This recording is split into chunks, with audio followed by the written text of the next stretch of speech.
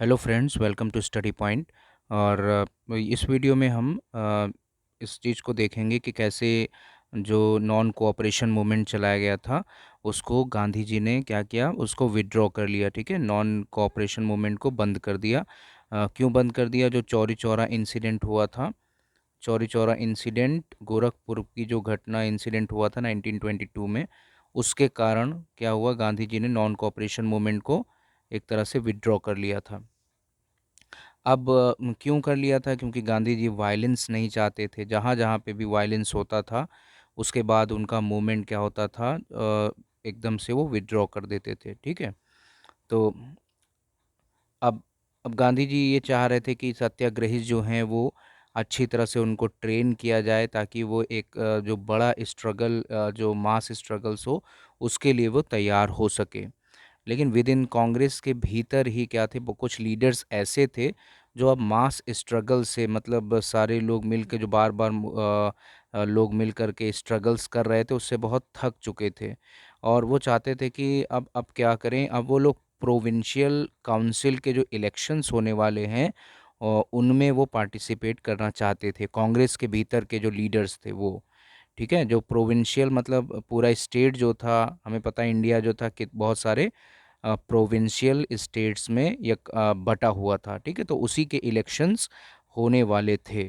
तो ये उनका मानना था कि, और जो कि मतलब government of India act of 1919 के द्वारा वो सेटअप किया गया था। ठीक है, अब they felt that it was important to oppose. अब ये मतलब इनका क्या मानना था कि ब्रिटिश पॉलिसीज़ का हम विरोध बाहर से नहीं कर सकते हैं। ठीक है, बाहर से वो हमारी नहीं सुनेंगे, लेकिन अगर हम चुनाव जीत करके, अगर हम काउंसिल के अंदर से जा करके अगर हम अपोज करेंगे, उनकी आर्ग्यू करेंगे, फॉर रिफॉर्म के लिए कहेंगे, और demonstrate this council were not, और मतलब ये चीज़ बोलेंगे कि ये पूरी तरह से डेमोक्रेटिक नहीं है, तो उसका ज़्यादा प्रभाव पड़ेगा। ठीक है, इसीलिए क्या है, सी आर दास ने एंड मोतीलाल नेहरू, इन्होंने क्या किया, स्वराज पार्टी को, कांग्रेस के भीतर ही क्या किया, स्वराज पार्टी को इन्होंने फॉर्म किया within the Congress to argue for a return to council politics. और मतलब कांग्रेस के भीतर इन्होंने ये बताया कि काउंसिल पॉलिटिक्स में हमें दोबारा वापस आना चाहिए। ठीक है, बट लेकिन अब क्या थे इनके जो जवाहरलाल नेहरू थे, जो कि इनके सन थे, किसके, मोतीलाल नेहरू के सन जवाहरलाल नेहरू, और सुभाष चंद्र बोस। ठीक है, सुभाष चंद्र बोस, अब इन्होंने क्या थे, मोर रेडिकल मास एजिटेशन करना चाहते थे, यानी बहुत ही उग्र तरीके से ये जवाब देना चाहते थे, और पूरा फुल इंडिपेंडेंस यानी पूर्ण स्वतंत्रता इनको चाहिए थी, पूर्ण स्वतंत्रता की डिमांड ये कर रहे थे। In such a situation of internal debate and dissension, two factors again shaped Indian politics towards the late 1920s. अब क्या था, बहुत मतलब अंदर ही अंदर डिबेट होने लगे, और बहुत से मतभेद भी थे जो भी पॉलिटिशियंस थे, लीडर्स थे, उनके बीच में। ठीक है, तो और जो वर्ल्ड, अब इसी बीच में क्या हुआ, इकोनॉमिक वर्ल्ड कह सकते हैं, depression, globally global depression start हुआ। ठीक है, 1929 में, और मतलब उसी दौरान ये स्टार्ट हुआ था। जो अमेरिका का क्या था, वॉल स्ट्रीट जो स्टॉक वहाँ का था, वो एक तरह से वो बैठ गया था। ठीक है, उसकी वजह से क्रैश कर गया था, जिसकी वजह से वर्ल्ड इकोनॉमिक डिप्रेशन हुआ था।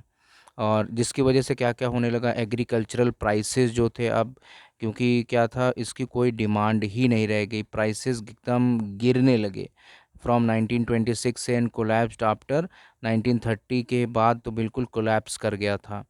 ठीक है, अब कोई जो एग्रीकल्चरल गुड्स की जो डिमांड थी वो बिल्कुल गिर चुकी थी। इसीलिए जब डिमांड ही नहीं होगी तो एक्सपोर्ट भी बंद, एकदम डिक्लाइन हो गया।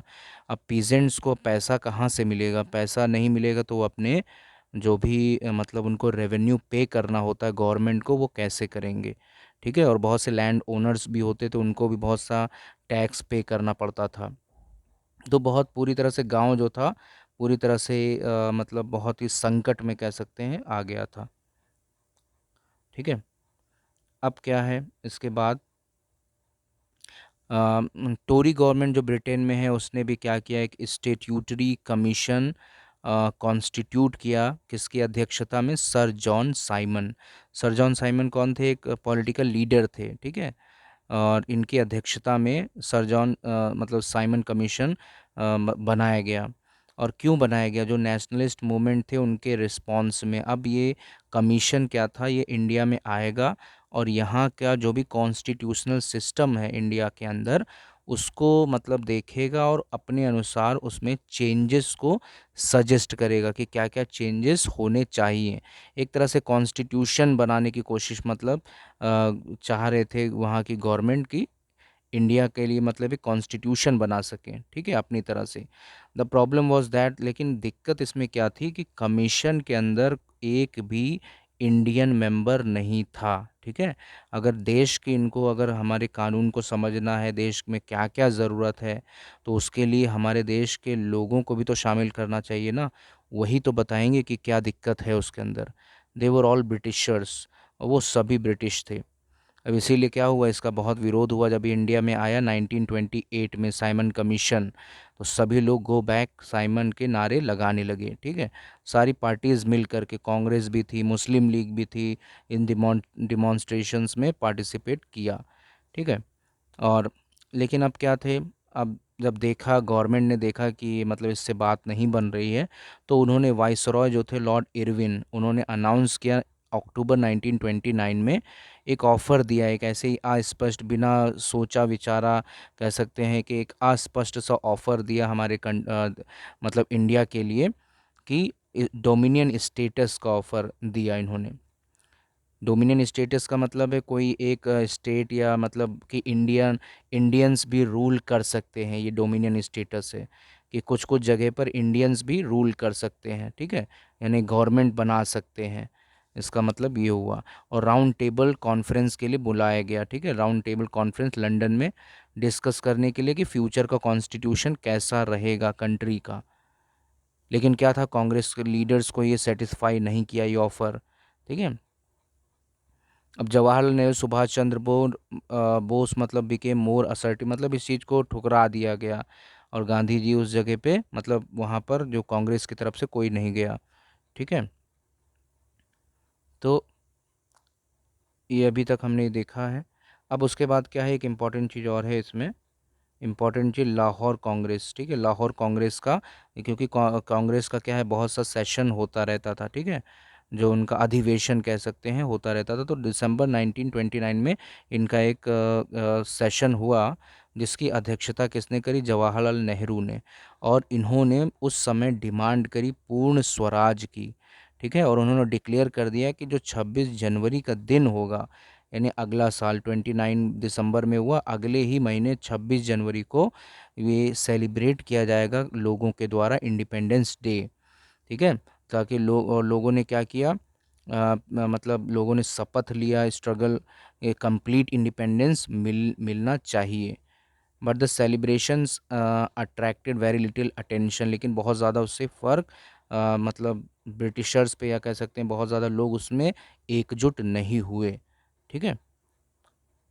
फिर बाद में क्या है, गांधी जी को ये बात याद रही कि मतलब 26 जनवरी को ऐसा नेहरू जी के द्वारा बोला गया। तो उन्होंने इस मौके को मतलब ढूंढने की कोशिश करी कि कैसे उस चीज़ को रिलेट किया जाए, ठीक है। तो यहाँ पे हमने कुछ एक दो चीज़ें इंपॉर्टेंट देखी हैं, तो आप उसको समझ सकते हैं और एग्ज़ाम के लिए आपका ये इम्पॉर्टेंट है। So thank you so much for watching.